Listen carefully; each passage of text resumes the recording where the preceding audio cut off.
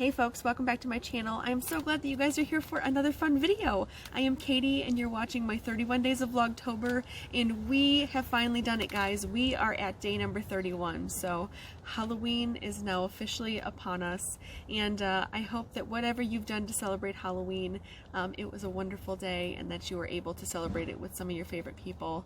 I am obviously not going to be getting this video out on Halloween.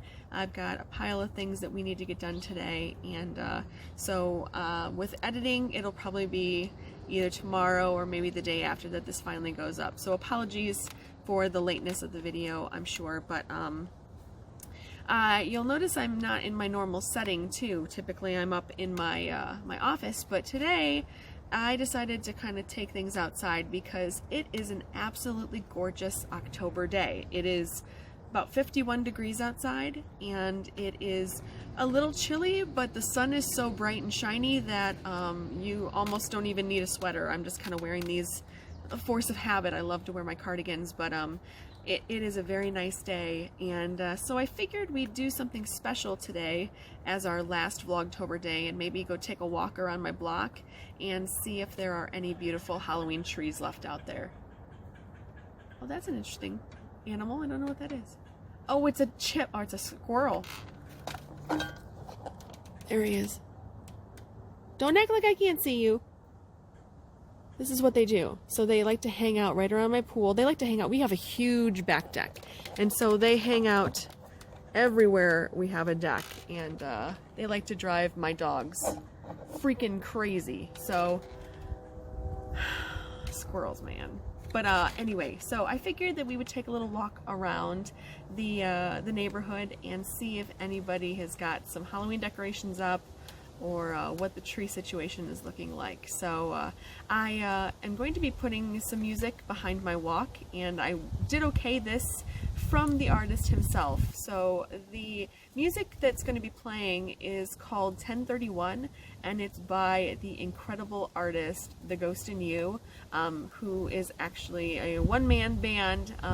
The gentleman's name is Billy Pollard, and I absolutely adore Billy's work, not only with his music, but he's also an incredible artist, and he wrote an incredible book series for kids called The Adventures of Bone Boy and Ghost Girl, which I did mention in my Vlogtober day number 1. So if you remember all the way back on October 1st, we did talk about Billy before, but I do want to give another shout out to him.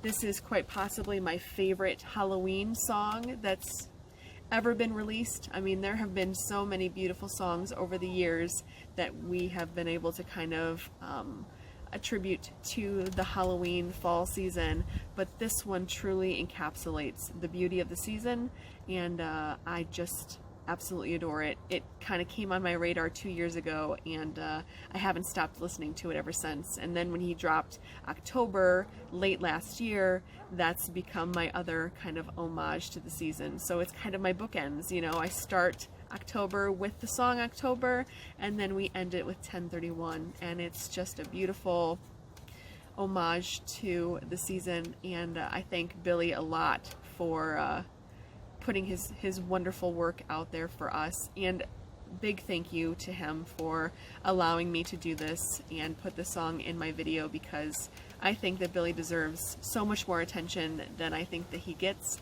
and I hope that you enjoy this song as much as I do. Please support him. He is an independent artist. So if you have kids, I definitely recommend you pick up his books. Again, The Adventures of Bone Boy and Ghost Girl.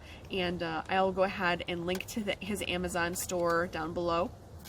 And I'll also link you to his main website, where he's got links to all of his songs. You can buy his songs directly, I think through either SoundCloud, or he has another website that he's kind of uploaded his music to. So yes, you can definitely listen to him on Spotify, but October is only strictly available if you purchase the song. So definitely recommend you check Billy out. He is extraordinary and a very kind human being, and thank you, sir, for allowing me to do this. So let's go ahead and take a little walk. We're just going to do a quick walk around my block, see what we can find. You can listen to the song, and then we'll come back and I'll do the remainder of my Vlogtober. So we'll go over my Happy Halloween picks for my movies, and I'll give you my recommendation for a book choice and a TV show choice. So we will be back in a little bit, but first of all, let's take a listen to 1031.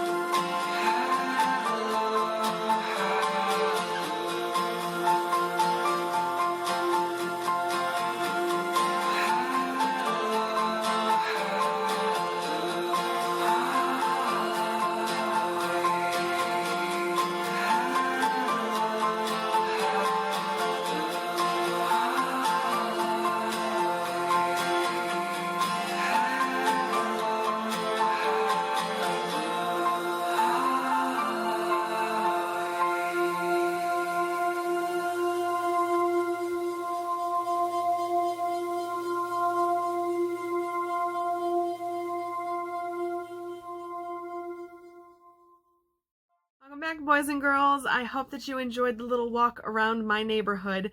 I decided to change a little bit. I got rid of my hat and I put on my Freddy outfit so we can get really into the Halloween festivities that we've got going on. We've got a couple friends that are going to come over tonight to help us trick-or-treat. So I am trying to just stay focused and get this video done. I feel like I've been putting it off, but we gotta get this finished. So let's talk about my book choice for today. And book choice is another one by Mark Moran and Mark Skierman, and it's in the weird realm of books, and this one's called Weird Ghosts. So it's this gorgeous book right here, and it kind of details so many beautiful stories, some firsthand accounts, some stories that are kind of based off of hearsay over the years. So it kind of breaks itself down into a couple different categories. Let me get to the section. So it has an introduction, of course, at the beginning, and then you get it broken into haunted houses, terrifying travels, historic haunts, the otherworldly outdoors, ghostly graveyards, hostile environments, eerie eateries and spooky saloons, school ghouls, and institutional apparitions. So you get a plethora of stories. The pictures in this book are really nice too. You know, it kind of really sets the tone for what you're going to be seeing in it. And this book is actually one of the first books in a long time to actually give me chills, enough so that it kind of incited a mini panic attack in me when I was reading it. So very well done, in my opinion. But like I said, there's some terrific stories. One is about Summerwind, which is an old mansion that was in Wisconsin, I believe. Wisconsin or Minnesota, I don't remember. Wisconsin. And then it goes through, like, everything is set in with these little cute little title cards for the next chapter, you know. And I just really, really love the way this is set up.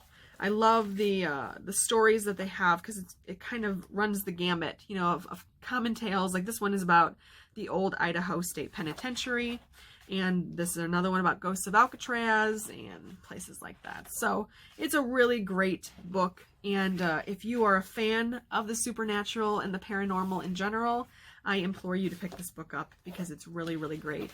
They've also got cool things like this, where they've got little newspaper articles about people that have passed away that, you know, they have now cited their ghosts and things like that. So, intriguing book, a very fun read, and it's a gorgeous big hardback. So, another great one for your coffee table if you've got a coffee table. So, I definitely recommend you pick up Weird Ghosts. I again got this book from Barnes & Noble, I think, or from Amazon.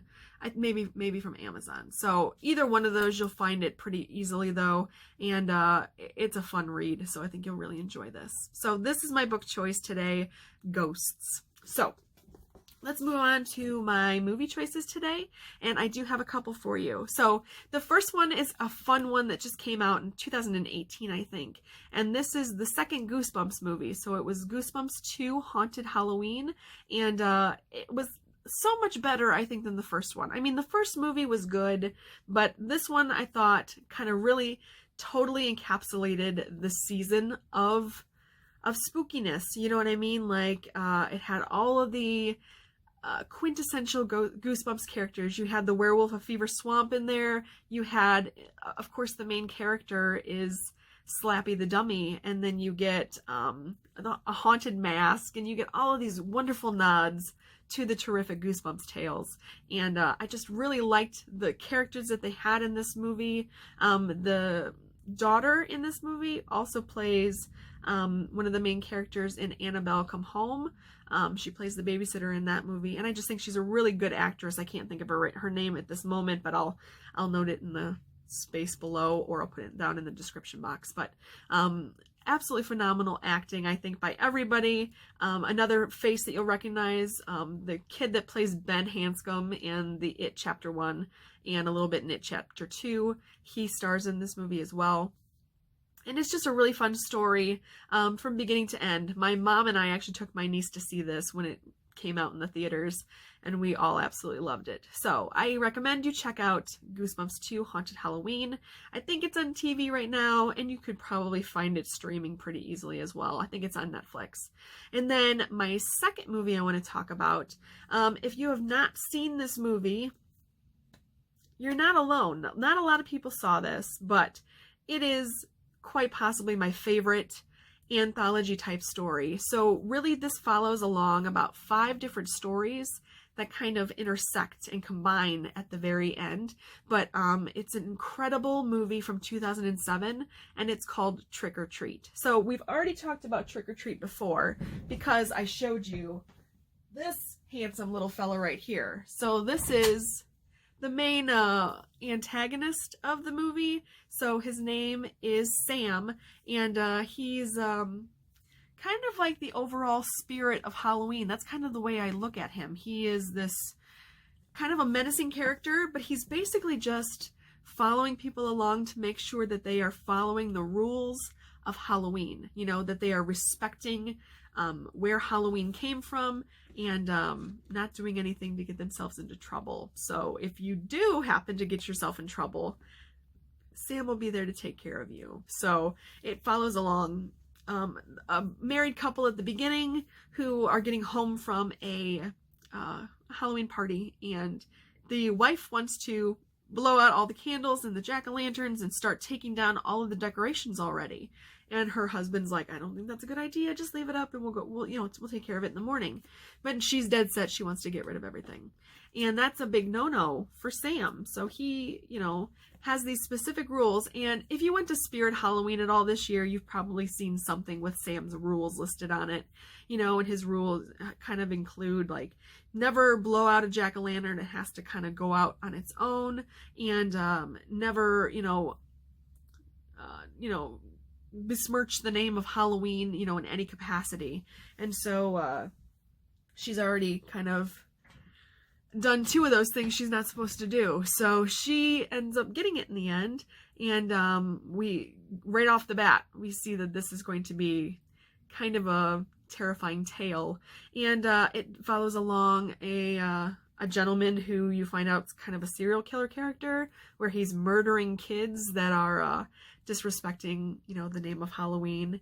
And it's just so ingenious the way they filmed this, because you kind of watch it like you think it's an anthology. It's just all these stories, and the way they kind of all intersect at the very end is masterful. I didn't see that coming, and I thought it was a wonderful little surprise. But it is a truly wonderful film to watch around this time of year. It is set on Halloween, so of course it has that quintessential Halloween element. I mean, the movie's called Trick or Treat, so it's definitely going to be a quintessential Halloween watch. But it came out in 2007, and not a lot of people saw it at that time.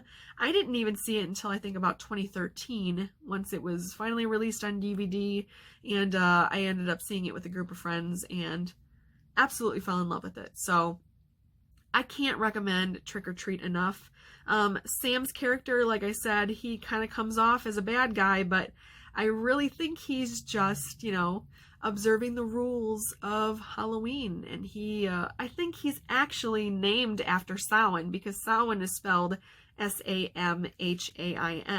So I think that they just shortened him to Sam, and that's where he got his name. But I just absolutely love this film, and some of the murders are pretty brutal, but are absolutely fabulous. And there is a very terrifying scene with a group of kids that are kind of told about this death of a bunch of children that died on a bus, when the bus kind of veered off the road and went off a cliff and killed everybody inside the bus. And so you kind of get introduced to these ghost kids, and it is just terrifying. They are absolutely terrifying. So if you love to be spooked, this is definitely a movie for you. You'll absolutely adore it. So that's my movie picks for today, is Goosebumps 2, Haunted Halloween, and Trick or Treat. So let's go ahead and do our TV show for the day. And if you've been waiting for this TV show, it has finally arrived, but I am talking about none other than Are You Afraid of the Dark? This quintessential masterclass of elementary and adolescent terror. I mean, truly, you could watch this show from a very young age and be absolutely terrified by it. I mean, if you watch it now, it is most definitely dated. It is a 90s centric type of TV show, and you know, some of the special effects are 90s special effects. So, you know, take it with a grain of salt when you watch this. But I am telling you, I absolutely love this show. I watched it from the very beginning and just could not stop watching it. It was just incredible, and it made my 1990s years. I mean, truly, I think that it premiered back in 1990, and it was started in Canada, because this is a Canadian television program. But I feel like all these great shows are from Canada. Toronto and Ontario provide some of the best TV shows around. So I have nothing but love for Canadian series. And a lot of my childhood was filled with them, with this show and with Flash Forward, which premiered on the Disney Channel, and So Weird. So Canadian programs were the best, and I will never say anything bad about a single one of them. And Are You Afraid of the Dark, man? There were so many classic characters that it kind of introduced me to. You know, there's an episode of the show where a man, Dr. Vink, and he's kind of a reoccurring character in the series. Dr. Vink with the blah, blah, blah. And he has this movie projector that he wants to show it on a he wants to show on a projector is what I'm trying to say.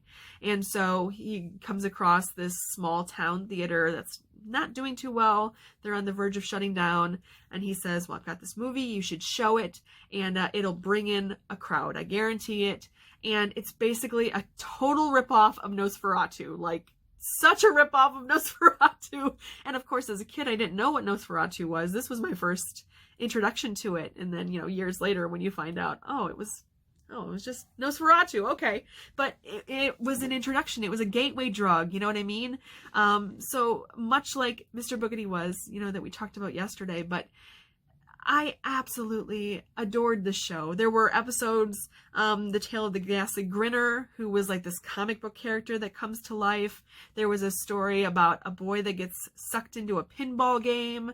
There was one that I absolutely loved about this woman who, she was a babysitter, and so she would go to her charges, and the kids she was babysitting would create their own stories, and then it would create a book for her, and she could take that book and bring it to the next kid's house, and then that kid would create their own story. And you know, they just brought so many fun elements into this series. And DJ McHale is the one who basically created it, wrote so many of these stories, and he's gone on, he's written books. There is a terrific book series that he has. It's like the librarians, like the Guardians of the Librarian or something. But there's a book called the Tale of, or the Curse of the Boggin. And I picked it up because I saw DJ McHale's name on it, and I knew who he was from Are You Afraid of the Dark?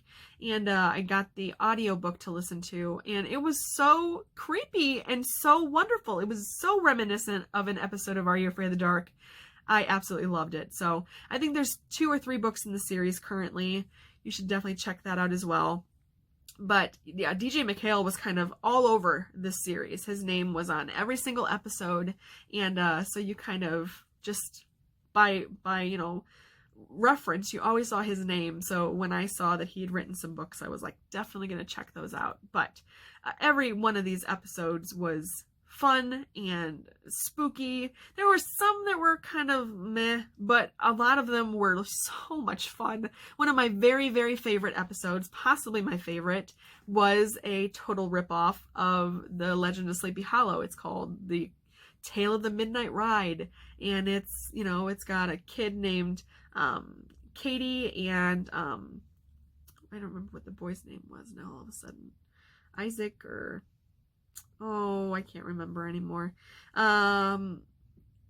Anyway, but the characters are basically Katrina Van Tassel and Ichabod Crane, and you know, kind of goes through that whole tale. So that was, you know, a lot of kids' introductions to The Legend of Sleepy Hollow. So I really loved that about this TV series, that they had a lot of stories that were uniquely their own, like the Tale of the Chameleon that was actually lizards the whole time. There was not a single chameleon in that episode. I don't know why they wanted to play it off like we were all stupid and we don't know what a chameleon looks like, but all right, Tale of the Chameleon, okay.